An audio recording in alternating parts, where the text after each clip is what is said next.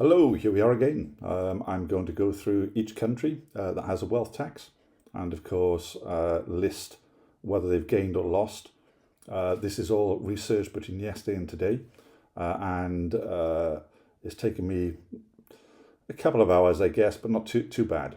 Use a bit of AI as well as support that with physical Googling to make sure that AI has it correct. So, in terms of wealth tax, the countries that do have a wealth tax just do not outstrip those that don't in terms of GDP and or tax receipts. So what that means is there's at that point there is no real benefit. Now I'm going to give you sort of the summary up front because I'm not a believer in making you wait till the end. However, there's lots of good information in this video. And if you have these battles over wealth tax, whether you believe in a wealth tax or don't believe in a wealth tax, you know, that's your decision. So wealth taxes add little per head because the trickle-down effect just doesn't happen. The wealth tax itself is a minor fraction of the total tax revenue with each country collects annually, even in countries that impose it. So most of their tax receipts per head and thus their ability to fund public services come from other sources like income tax, VAT, or IVA in Spain, and social contributions, but it doesn't come from the wealth tax. So you see across social media people screaming about, you know, it can fund this, it fund that, or, you know, tax the rich and the rest of it. You know, I'm a believer in taxing corporations. I'm not a big believer in taxing the rich or the super wealthy or however people phrase them these days, and that is because you get capital flight, you get a lack of spend, so GDP in the country because the wealthy and rich just disappear. You get a lack of entrepreneurism, so new businesses tend not to start, and all it does is drive the poorer poor, and the country becomes worse off. So let me go through this. So we have Norway. Their total loss, $448 million to $4 billion. And all this is sourced. This is from the Norwegian tax administration. And I'm going to scroll up because I've got all this written down because it's a lot of information. Spain, they pretty much broke even, but they did lose local investment in real estate, which reduces the reported wealth, etc.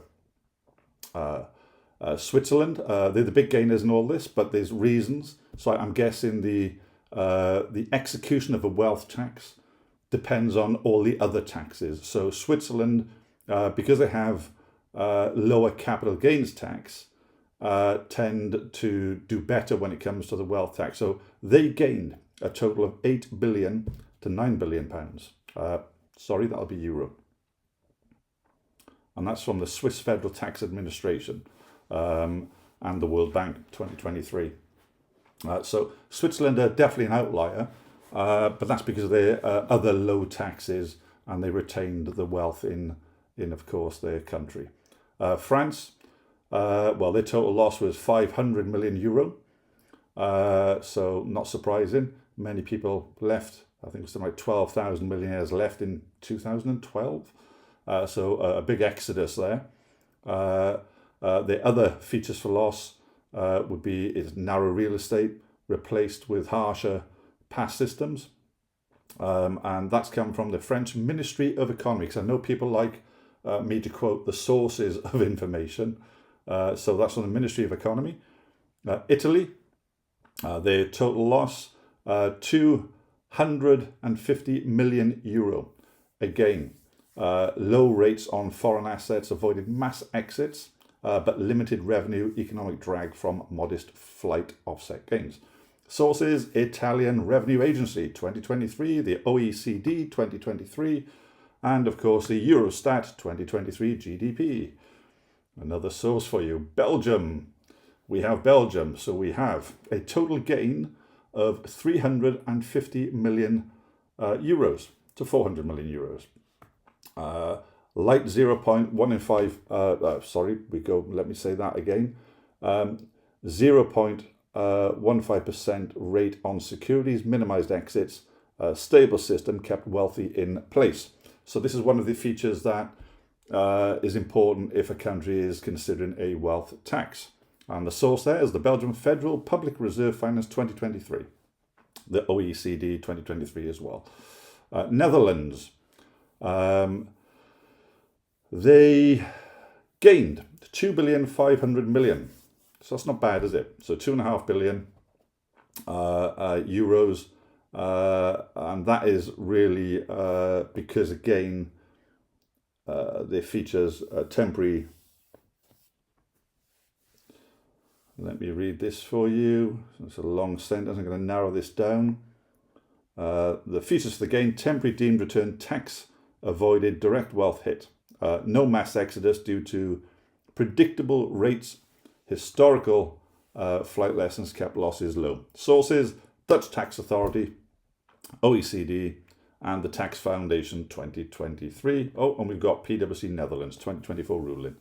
So you can see from my calculation there, we have 3 countries that made a loss: Norway, France, Italy. 3 that made a gain: Switzerland, Belgium, and the Netherlands, and 1 that broke even, which was Spain. The other factors that should be taken into account, of course, is the lack of entrepreneurism, the fact that any wealth tax doesn't trickle down to services. They are funded by income tax, etc., and VAT. So people's perception of a wealth tax is fundamentally flawed. It's fundamentally wrong. Now, if the UK implemented a wealth tax, it would trigger a big loss. And from my estimations, from looking at the UK GDP, etc., it would trigger probably somewhere close to a 4 billion, maybe even a 5 billion pound loss. And that's because other taxes in the UK are high.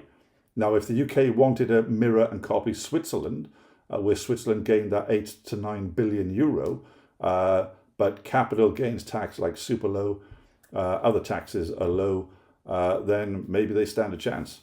But then there's a good old compromise, isn't there? There's offsetting. So that's my nice quick summary for you. I will put this up today and you can have a look at it. Enjoy.